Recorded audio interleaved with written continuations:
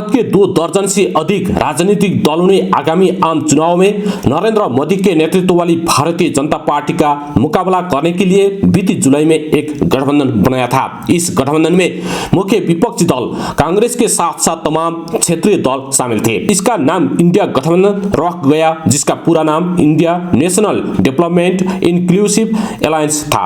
इस गठबंधन की सफलता का घटना दलों के बीच एकजुटता और सीट बंटवारे से जुड़े समझौते पर टिकी थी, ताकि एक सीट पर एक उम्मीदवार उतारकर बीजेपी को कड़ी टक्कर दी जा सके।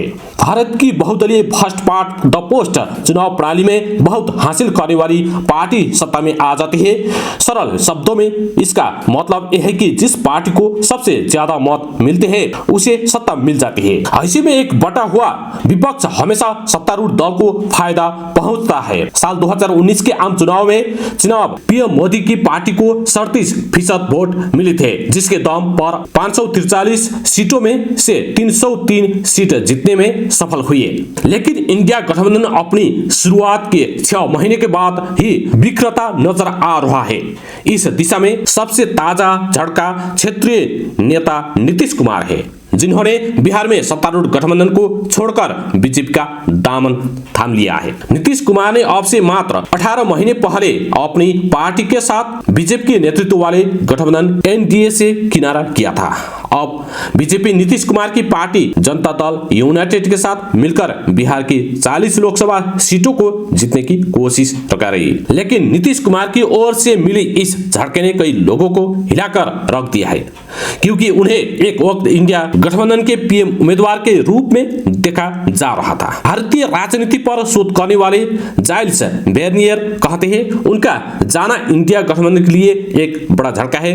इससे एक संकेत ये भी मिलता है कि गठबंधन चल नहीं रहा है। यही काफी नहीं है, गठबंधन से जुड़े 2 अन्य दलों आम आदमी पार्टी और टीएमसी के नेता अरविंद केजरीवाल और ममता बनर्जी ने भी इंडिया गठबंधन से किनारा कर लिया है। दूसरे शब्दों में कहते तो दिल्ली, पंजाब और पश्चिम बंगाल में सीट बंटवारे की संभावना नहीं है। इस गठबंधन में ये सब एक ऐसे वक्त हो रहा है जब मोदी बेहद मजबूत स्थिति में नजर आ रहे हैं। बीजेपी ने दिसंबर में ही छत्तीसगढ़, राजस्थान और मध्य प्रदेश जैसे अहम हिंदी भाषी राज्यों के विधानसभा चुनाव में धमाकेदार अंदाज में जीत दर्ज की है। इसके बाद जनवरी में नरेंद्र मोदी ने अयोध्या में राम मंदिर का उद्घाटन करके आगामी चुनाव के लिए एक तरह से बिगुल फूंक दिया है।